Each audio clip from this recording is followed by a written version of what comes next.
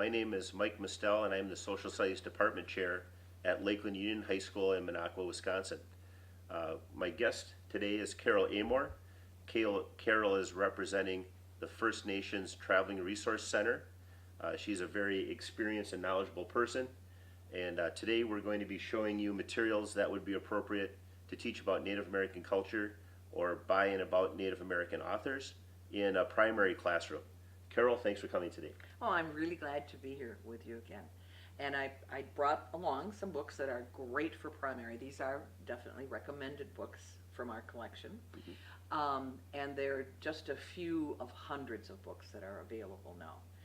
But they'll let us look at some different kind of concepts in picking here the books for primary. Okay. Yep. So if it's okay with you, we'll just look at some of these books if you have any questions. Let's take a look at what you brought today. All right, great. Well, the first one I brought is called Mama's Little One. And this book is by Christina Heath, and she's Menominee.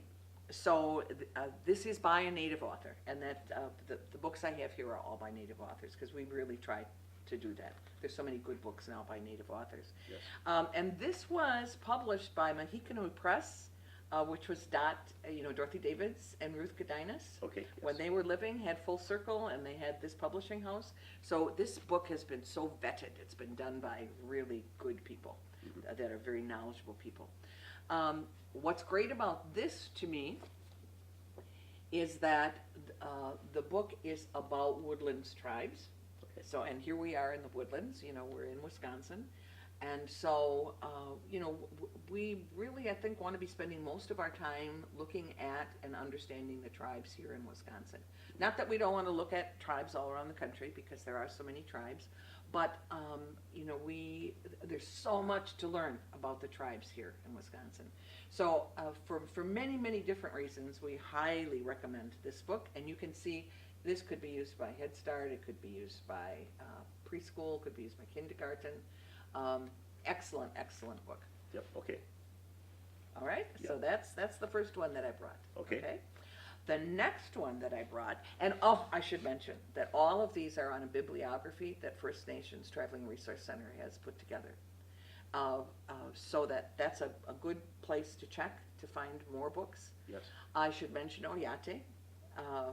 That's another great place to find out about good books by and about Native people. And also American Indians in Children's Literature, which is a blog that's done by Debbie Reese. Okay. They all have lots of good sources. And, of course, going right on the DPI website and looking for First Nations studies, on that, looking for American Indian studies, that'll give you lots of good books as well. So this one, and this source is really good. Everybody needs to know about this.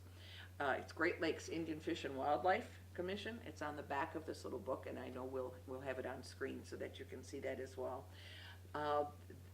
This organization represents all of the Ojibwe tribes in Wisconsin and Minnesota and Michigan, and they've come together really to provide resources and to support treaty rights and the sovereignty of the tribes here in Wisconsin and the other states. And they put out a lot of really, really good educational material that you can use in the classroom. Okay. And so they have stories, and again, all by Native people. There's little activities in the books. And it's very easy to get hold of this material. There's language, in Ojibwe language in this case, in the book. Highly, highly recommended. This is called Thank You for Mother Earth, a kid's activity booklet. It's one of many materials you can get from Great Lakes. Okay. Yeah, Great Lakes Indian Fish and Wildlife Commission is a resource that I use quite a bit in my classroom in the high school, and teach about spearfishing, tribal fish hatchery production, and lots of different resources. So I found them to be very helpful as well. This one is actually from Canada. But it's a lovely book. It's called Grandma's Special Feeling, and it teaches about how First Nations people use plants. And actually this brings up a good point, because the cover of the book says, the subtitle is how First Nations people used plants. So even and this is a great book. It's done by a Native publisher. It's recommended by Oyate, the book group that I mentioned, but it's not perfect because we're people. We're not perfect. It says used in the past. Okay. And if you remember back to our introductory segment, we talked about that being a problem, talking about things just being in the past because the people are here today. Yes.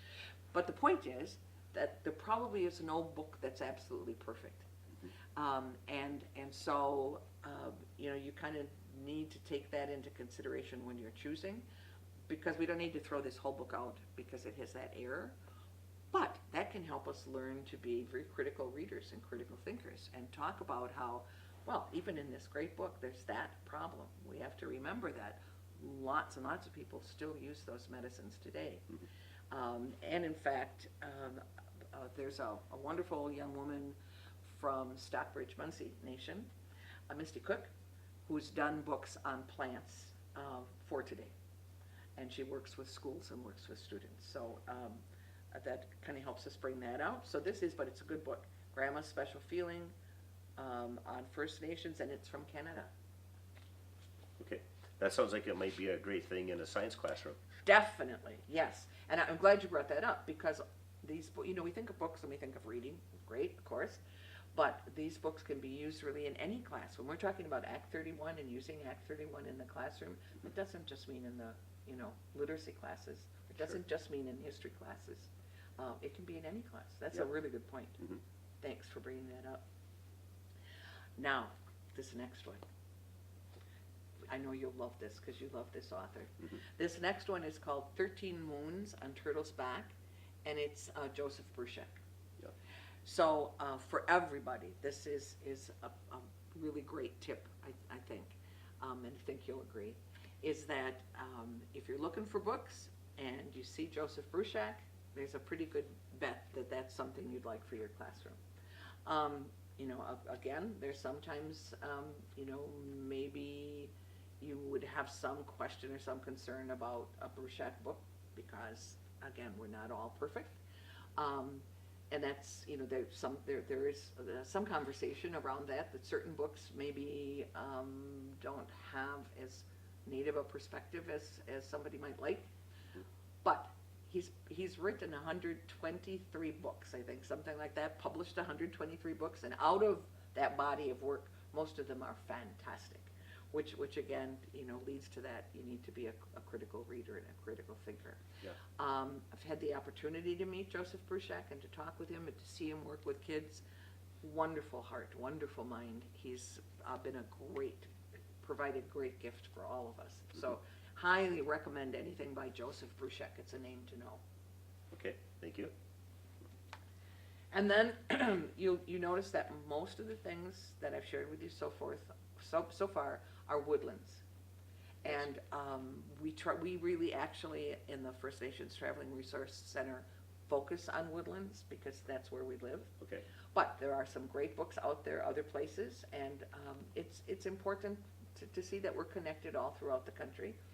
One of the great illustrators, I think, that's working today is George Littlechild, who is a native illustrator. And this particular story is by Richard Van Camp, also a native author. One of my absolute favorite all-time books, What's the Most Beautiful Thing You Know About Horses? It's a great picture book for little ones. It also has a super positive message. So highly recommend that one. And this also is not woodlands here, but another good example of a book by a native author, native illustrator, and beautiful artwork, beautiful story, and you know that beautiful artwork. You know that it's not biased. You know that it's accurate. You know that it's culturally responsive. Okay, and Super what's book. the title and the author of that one? This one is How the Stars Fell into the Sky, a Navajo Legend. Okay. But it's from Navajo perspective, and that's what's important. Yeah, okay, thank you. Another good example of that is Coyote in Love. And this, oh, In Love with a Star, and this also is from Native perspective. Little tip, I love this book for that reason. If you look on the back jacket, and sometimes it's on the front jacket, sometimes it's on the back flap, sometimes it's on one of the back pages.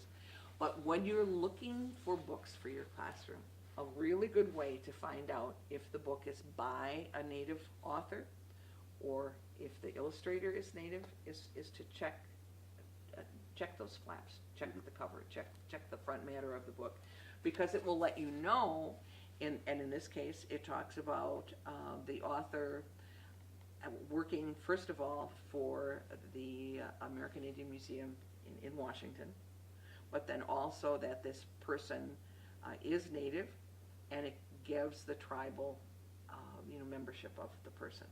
So if you see that in the book, then you know you're getting a book that's got a perspective that's the perspective you want. If you don't see it here, you don't see it someplace in the front matter or the end matter of the book, it doesn't absolutely mean that the person isn't Native, but I would say 99 times 9, 0.9%, if the person is Native, it says it here. Okay. So you want to look for that. Yep, that's good Okay. things to look for. And then finally, the last two I'd like to share with you. Sure. This is hundreds of books. There are many, many other books out there.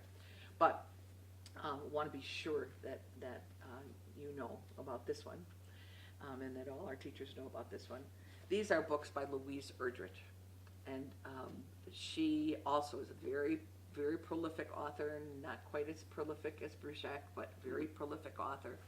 And it's great for our schools here in Wisconsin, because she is Ojibwe, she's Anishinaabe, and she lives and works in St. Paul, right next to us here in the Midwest. And she does a range of books for young people all the way up to high school and adult. Mm-hmm. So again, it's one of those names like the Bruchac name. If you see the name Erdrich, you can be pretty assured that that's going to be a quality book, very well written, very well vetted, and very, very useful for your classroom. So this one is The Birch Bark House, and then it's in a series, and it's followed by Porcupine Years, and I can't recommend it highly enough. So these are just a few examples of books that are great for little ones. Okay. And you'll find many, many, many more on the websites that I mentioned earlier, and in our bibliography. Okay. Well, Carol, thank you for sharing your resources and your knowledge. Carol and I also have produced several other episodes in a little bit of a series. One of them which focused on what to look for in quality materials used in the classroom, and some things not to look for or to avoid. This is about the primary grades, and Carol also has an episode for the middle school level, and then one for the high school. So if you like this episode, maybe you tune into our other episodes. But Carol, thank you for sharing. Good to be with you. Yep, thank you.